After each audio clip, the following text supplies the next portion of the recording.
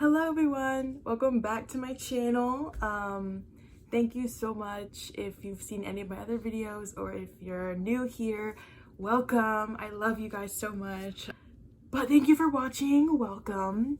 Today we're gonna be talking about my bestie, Jeff Bezos. Jeff Bezos and Amazon. You're gonna see how I feel about him as I explain like what's going on.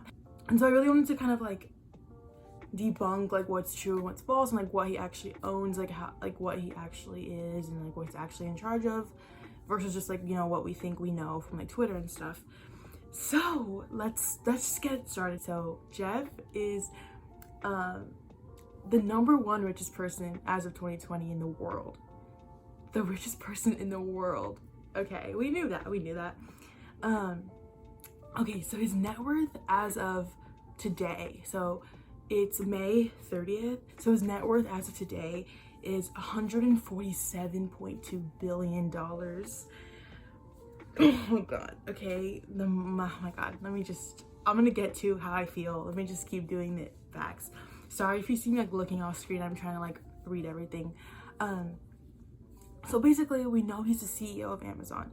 He's the CEO of Amazon with an 11.1 stake in like the company and stuff. Okay, so who owns what?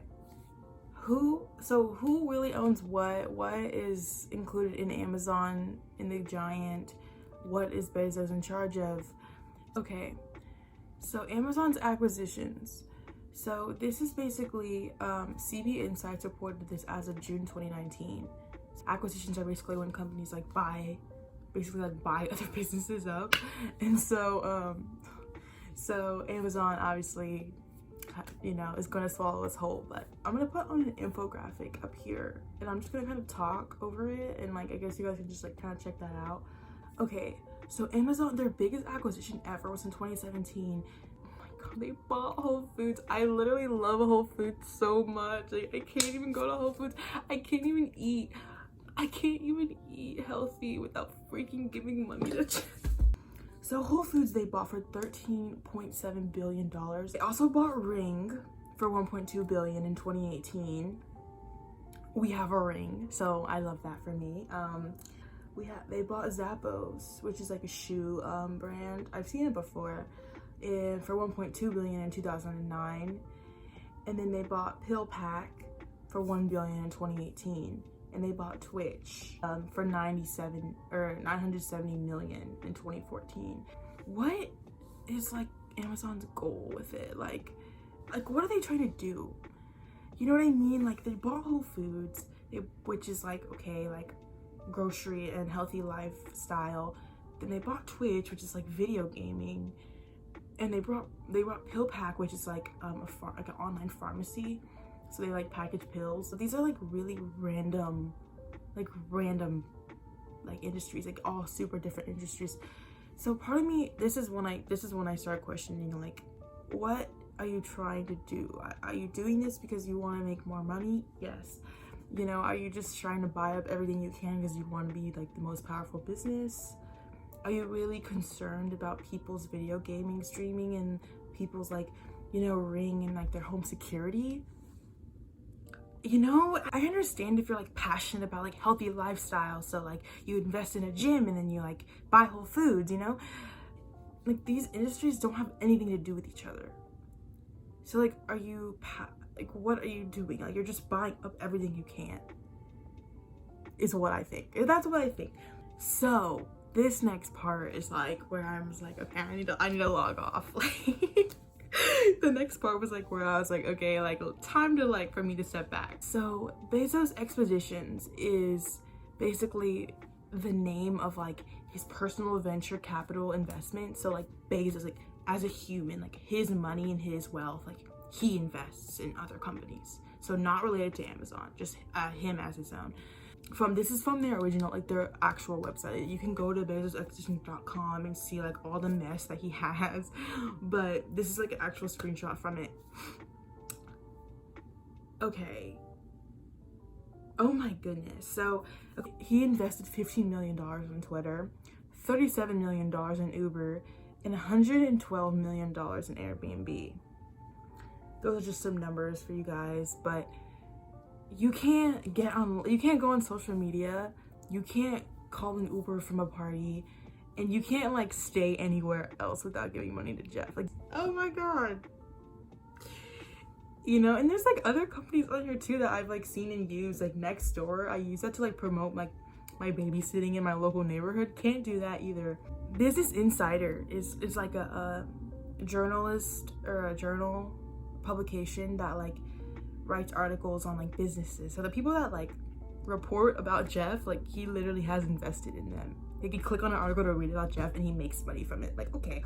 And then like Workday, my job uses that. It's like a how we like put in our hours and like get our paychecks and stuff. So yeah, so those are his investments. Bezos also owns, like, this is things that he like also owns, like him, not Amazon, him. He owns the Washington Post, which was like, I thought that was like so random. Nash Holdings LLC is like the private company that owns Washington Post that Jeff Bezos bought. So he owns the Washington Post too. So, okay. He also owns this company that he like started or whatever called Blue Origin. I'm gonna post a mission statement up here. It's just basically some kind of like space company. And I think he like actually like is interested in space. Like, so this is something he's actually passionate about. Like, he actually like wants to do with his money. But yeah, he also owns that. So who knows, we could all be living in space in 10 years or so, and we'll all be hosted by Blue Origin, and Jeff will literally own it. So I don't know. This video is honestly just a lot about discussion, because obviously I don't know everything, and I'm just like trying to do the best I can with, you know, the resources that I have. But I don't know, I just think it's really, really interesting, like these big time companies and like these big obviously like extremely capitalist people like Jeff. I start questioning, like, do you really care about like I said earlier, like people's like home security with a Ring, or people's healthy lifestyle choices with Whole Foods, or, you know, people's like medicine with PillPack? Like, do you really care about that, or you're just buying them to make money? Like, you're buying what you can. I don't know. It doesn't sit right with me. I don't know. It doesn't sit right with me. You know, it's just like something that I was really thinking about. Like, Amazon's gonna swallow us all whole, and it's just for profit. Let's talk about his philanthropy. This is bad. Honestly, this is bad. Like, I'm no millionaire or anything, but like, this is like not. These are Jeff's biggest donations ever. So in 2011, he donated $10 million to the Museum of History and Industry in Seattle. People are like starving, but like, that's cool. Education, fine. 2011, he donated $15 million to the Princeton Neuroscience Institute, which is like, he went to Princeton, so he's giving back to his school. You know, Princeton's already really wealthy, you know, like they already have a lot of money going in there, but like, yeah, they needed your money too. They, you know, fine, you went there. Like, I'm not gonna judge. I am judging, but it's fine. 2018, he donated $33 million to the Dream.us, which is like to fund college scholarships for immigrants, which, okay, like, I'm here for that. That was actually in honor of his stepdad. His biological father and his mom had him, and then his mom remarried. That's why his last name is Bezos, but he's not Hispanic. His stepdad is Cuban, but he's white. Okay, that was in honor of his stepdad who came, and so yeah, immigrant funds for scholarships. That's fine. 2018, he did $10 million to With Honor. So basically like a PAC that backs military veterans running for Congress. So basically like donating money to like help military veterans that are running for Congress, like have a fair campaign, etc., etc. You know what, I know people are like, it's really hard to judge like where you put your money, and like obviously it's not my money to spend, so fine, but like people are also starving. But okay, I guess any donation is a fine donation, which is why I'm saying like, okay, he's done this. So, okay, November 2018, he starts the Bezos Day One Fund. He donates $97.5 million to support educational programs for homeless families. Okay, not mad about it. That's almost $100 million. That's nice. Like, that's fair. And then obviously educational programs for homeless families. Thank you, people that are suffering. Thank you. Yeah. So a year later, he doesn't donate anything in this year, by the way. And then a year later, he donates November 2019, he donates to the Bezos Day One Fund again, and he does $98.5 million. So the Bezos Day One Fund, not mad about his donations there. Okay, then February, so then it's like literally another year or so, and then in February 2020, he does the Bezos Earth Fund, where he's donating 10 billion to fight climate change. So he donated 10 billion, but I can't be mad. I'm a big environment girl, and 10 billion is a lot. I'm like, that is what I expect him to be donating every time. Because that is a good chunk. So he did that. April 2020, so this just happened, he just did this. April 2020, he donates 100 million to Feeding America, to like help feed people during the time of COVID, basically, during Corona. Those are like what he has donated, and like what I considered was like a significant enough donation to like share with you guys, because he does do some philanthropy. Here's where he really like has messed up. So he only donated 690,000 to the Australia fires. Less than $1 million. Like, that's like pennies to him. If you're gonna donate less than $1 million, you can miss me with that, Jeff, because that's ridiculous. This clown, bro. Okay, so the Giving Pledge is basically a pledge that Bill Gates and Warren Buffett started. You're publicly telling everybody that you're gonna donate at least half of your wealth. So you're kind of telling people like, I'm gonna do this, so it like holds you to doing it because you've told people this now, like you've signed this Giving Pledge. So hundreds of billionaires have signed this thing, including like Mark Zuckerberg, Elon Musk. But our richest man hasn't signed it. This like tells me, and get this. Mackenzie Bezos signed it. Mackenzie, the ex-wife, the one that got 4% of his stake, signed the Giving Pledge, saying like, okay, like over her lifetime, she was gonna give away at least half of her wealth. How is your ex-wife gonna show you up like that, bro? How is your ex-wife, who doesn't even have anything to do with Amazon, she just has the 4% stake now, how is she gonna sign the Giving Pledge and not you? Jeff, what, bro? What? What makes this funnier is that Mackenzie, Jeff Bezos tweeted this. Look at this crap. When she signed. What? She's like, she's gonna be amazing at philanthropy. Like, go get him. Like, bruh. Sign the oh my god. Sign the pledge and donate something. Like, oh my goodness. Let me also show you guys how his philanthropy is not up to standard, at least in my opinion. So the 2018 Forbes most powerful people in the world, Jeff Bezos was number 5. Tell me why. In 2018, the same year, the top 50 givers, like, you know, like all-time givers of that year, Jeff is at 23. How are you number 5 most powerful person? Clearly you're only powerful because of your wealth. Like, it's not like you're in control of anything else. Like, you're only powerful because of Amazon and your wealth. So you're gonna be number 5, but then you can't donate and you're number 23. So Jeff, I see through you. You don't know who I am, but I see through you, and you are not even trying to donate. You're not gonna sign the pledge. Then you're gonna make that cheesy tweet about she's gonna be so great at philanthropy. You should be great at philanthropy. Donate something. You're the number 1 richest man in the world. You don't need all that money. You don't need that money, bro. What are you gonna do with that money? What are you doing with it?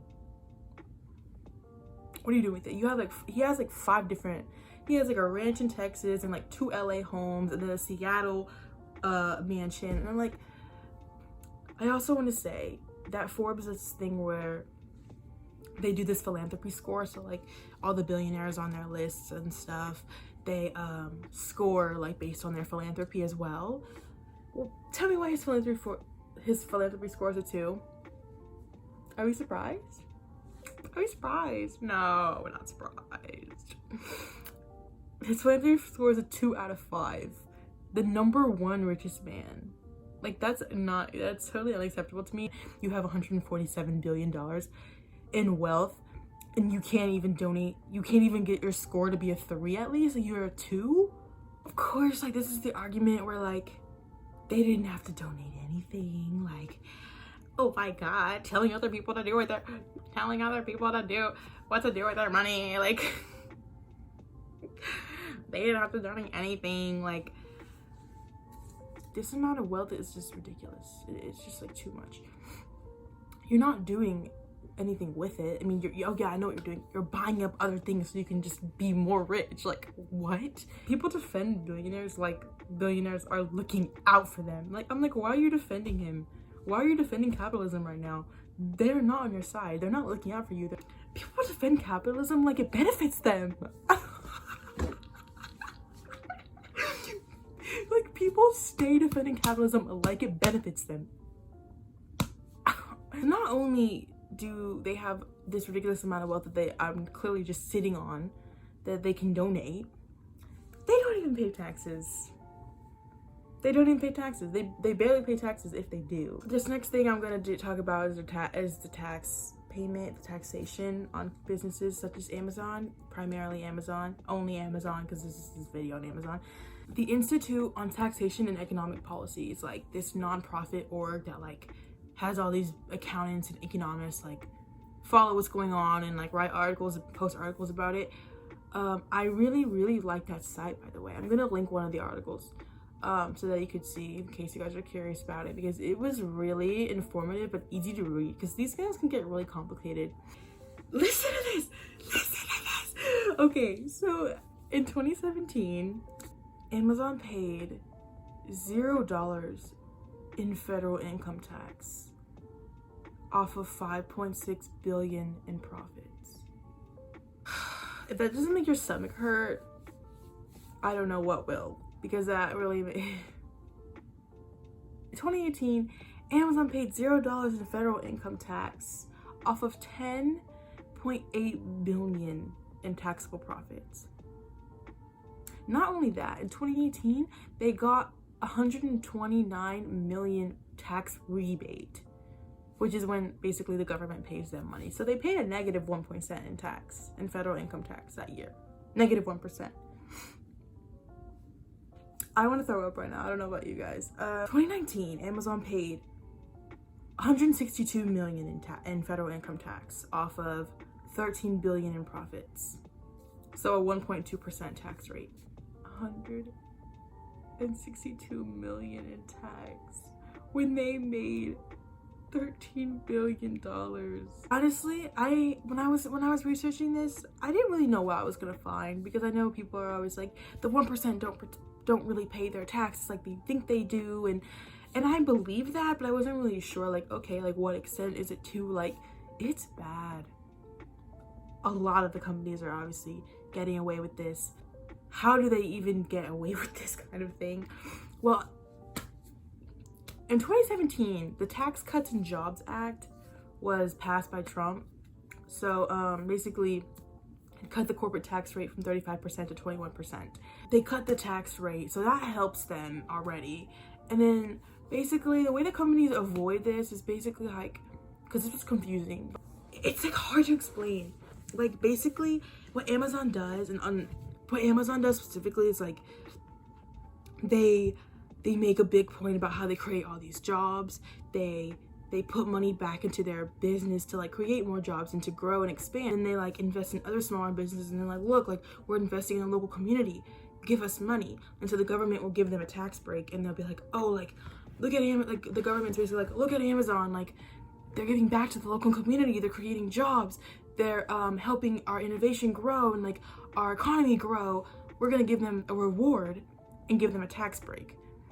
That's kind of how that's just kind of like a brief gist on how they get away with it. A lot of articles honestly explain it really well if you like look that up. But what I do know is that 2 years in a row they paid $0 in federal income tax, and then they paid 1.2% the next year in 2019. In January 31st of 2020, so like right when the new year started, Amazon posted this like flashy like on their website, this flashy like article about like how much taxes they pay. They posted a whole article about like debunking the entire post. So first it says that like, we paid $1 billion in federal income tax expense. Okay, it turns out that that actually means they deferred it to like a later year. And they report that they've only paid $162 million. Like, that's what they've actually paid to the government, $162 million in 2019. So they deferred $914 million of federal tax to future years. So you didn't really pay that $1 billion that you claim you paid. You owe $1 billion, but you paid $162. Like, don't make it look, they're trying to make it look like they're better than they are. So then it says they've paid more than $2.4 billion in other federal taxes, including payroll taxes and custom duties. And then the next one is like $1.6 billion in local, which includes payroll and then income. Payroll taxes are what they take out of your paycheck when you like, you know what I mean? Like how the government takes out the tax and stuff. They just collected that and gave it to the government. They didn't pay that. Does that make sense? Like they just collected those taxes from us and then gave it to the government. They didn't pay that from them. We paid it, essentially. We paid it because they took it away from us. Like they're making it look like they paid more than they really did. They did more than they really did. We paid payroll tax. That literally came out of our paychecks. And the sales tax we pay. You know what I mean? So you're just collecting and then passing it on. You're not paying anything. So I don't know. It's really interesting. And then like the last part is like the $9 billion in sales and use taxes to states and localities throughout the U.S. See, if you note the word collected, see it says Amazon collected nearly $9 billion, and that's exactly what I just said. Like they collected the sales tax that we paid. They collected it from us and then gave it to the government. They did not pay it. It's not the same thing. I hope that makes sense. If it doesn't, leave a comment and I'll try to explain it better. But basically, this whole thing like actually makes me laugh. Actually, it's not really funny, but it is funny that like Amazon's like went out of their way like, oh, our 2019 tax, like, oh, well, look at what we did. But it's like, what did you really do? Because obviously people are onto them like, you don't pay any taxes, and they're like, yes we do. I'm like, oh, yes we do. We collect the money from you. We collect it from you and then we give it to the government. So if we're paying taxes, like what? It's hard to talk about Amazon and Jeff without talking about capitalism. And so I feel like some of the biggest arguments for capitalism are that it creates competition and innovation. And it's like freedom of consumer choice. Like all these companies competing, like when companies compete, like, you know, you have the freedom and like power to choose, and then like, you know, they're gonna all keep trying to make a better product so that, you know, you always get the best product and the lowest price. Like, oh my goodness. If capitalism is, you know, creates this amazing competition, why are most of our industries dominated by oligopolies? It's basically when a few really, really big companies dominate the industry. I'm gonna give you some examples so we can just like chat, see what is actually happening, and then like talk about what that means. So Sprint, T-Mobile, Verizon, and AT&T dominate over 90% of the cellular service market. 4 companies dominate 90% of the cell service market, the way we communicate with each other. Okay, we'll talk about it. Let me keep going. So these are the 4 main companies that control 85% of the beef processing industry. obviously we know this one, that in the US, Apple's iOS and Android dominate 98% of the mobile operating system market. You have an Apple or an Android. Obviously we know this. But the thing that I'm trying to point out here is that they say that the competition makes the products better, makes situations better for consumers, but what competition is there, really? Because, you know, if 4 companies are controlling 85% of the beef processing industry, do you know how powerful those 4 companies are? That's only 4 companies. They can control the quality of the meat, the grade of the meat, you know, what they pay the workers, you know, what stores it goes in, who gets access to what. Capitalism's supposed to be like this. It's like, oh, like all this competition, like they're gonna create better products. They can do what they want. In case of like the cellular services, like they control 90%, you know, AT&T, Verizon, Sprint, T-Mobile. They can put all types of fees on it because what are we gonna do? We don't have a choice. Wait. Did y'all hear that? We don't have a choice. What are we gonna do? They have the power in their hands to do whatever they want with the market because no one is competing against them, because it's only them 4. They can work together. They cannot work together. It really doesn't matter because what are we gonna do? We don't have that many choices. That capitalism guarantees us these choices and we don't really have them. And then the beef industry, what we eat, this is one of the main reasons I went vegetarian, actually. Hot take. Because they can do what they want. It's the same thing with chicken and pork. These huge companies control all of it. And I'm not saying that they're inherently bad companies, like, but it's just the sheer power that they hold, the sheer power that they have, because there's no one to tell them no. They dominate 85% of the market. No one can tell you anything. It's really just insane to me how, and these aren't the only industries, by the way, like a lot of our industries are dominated by oligopolies. Like these companies control what we eat, what we see, what we do, what we look at, what we intake. Like they just control everything. And then you think of Amazon. Obviously Amazon has the e-commerce market on lock, because what other website are you gonna go to just find like all these random things that you might want to need? You know what I mean? It's just overwhelming to me how much power these companies have, and this is what I wanted to talk about more too as well, like the illusion of choice. Capitalism is like, that is what it's based off of, you know. Everyone's competing so that consumers can have their own choice. But we don't have as many choices as we think we do. AB InBev is a beer company. They control about 50% of the US beer industry sales. So it was in 2018 it was 46%. Like that was an actual number that they controlled. So it's about 50%. One company controls 50% of the industry. That is not, I'm sorry, like that is not competition.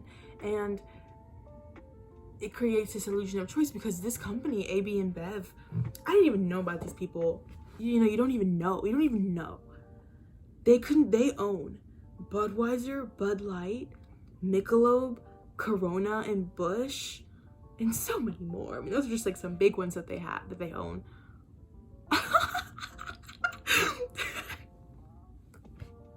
Let's go to the store and get a beer. Oh wow, we can choose.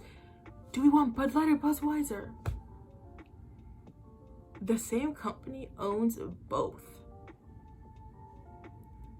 Oh no, let's get Busch. Like, I like Busch better. The same company owns all of them. It controls 50% of the market in the United States. You are choosing. You may be choosing like, okay, I want this brand instead, but you're not really choosing. I'm not saying that those two products are the same, but what I'm saying is the same company is controlling what goes into them, the ethics behind it, you know, the wheat they use, the amount they pay their workers, the same company is controlling all of that. They're just making like, oh, 2 little different tastes so that you think you have a choice and you choose Bud Light because you like it better than Budweiser, but it's the same company that profits off of both. I wanted to put this infographic in. I'm sure some of you may have seen it. This is just insane. I mean, it's not even really surprising, I don't think. But this is what I'm talking about. Like, we don't have the choices that we think we have. Cheetos is competing against Sun Chips. It's competing against Lay's. Like, you know what I mean? Like, best product, best quality, you know, most healthy, most flavorful. The same company owns all 3 of them. They're just creating different products just because they can, just because they want more people to buy their things. You're not choosing. You're really not. Like, you are, but you're really not. Not in the way you think you are. They can cut corners. I mean, who's gonna tell them they can't? Who's gonna tell these companies to not put that in your food? They own all of the brands, so what are you gonna do? What are you gonna choose?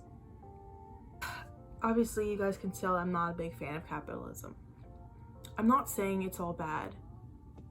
I'm not saying that we need to flip to socialism in the next day. I don't think that would ever happen.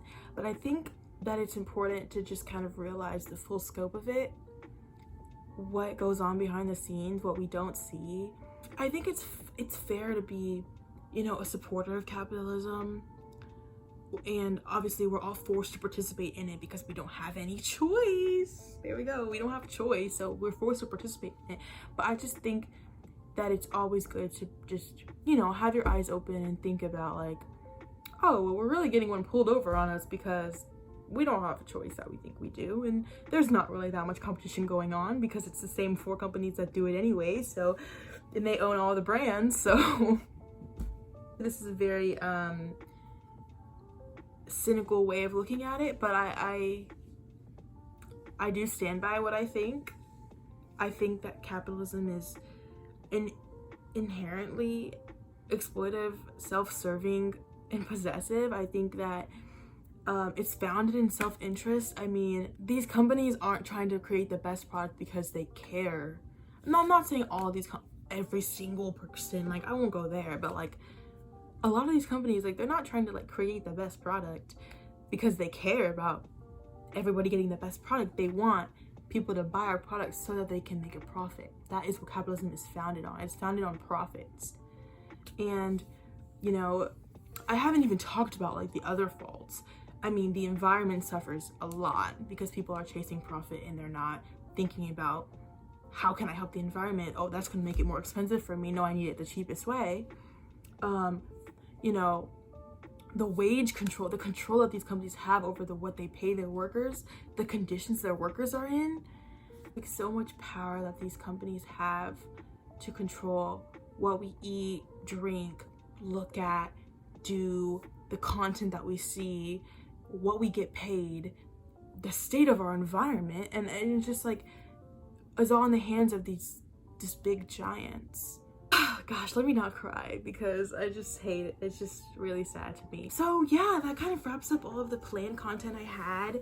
I hope this video wasn't too long and it wasn't too, I don't know, somber and like but yeah, I want to know what you guys think about this. You know, it's a really big topic and it's a really intimidating one, honestly, to discuss because I know that there's so much that even I don't know. There's so much that we don't know.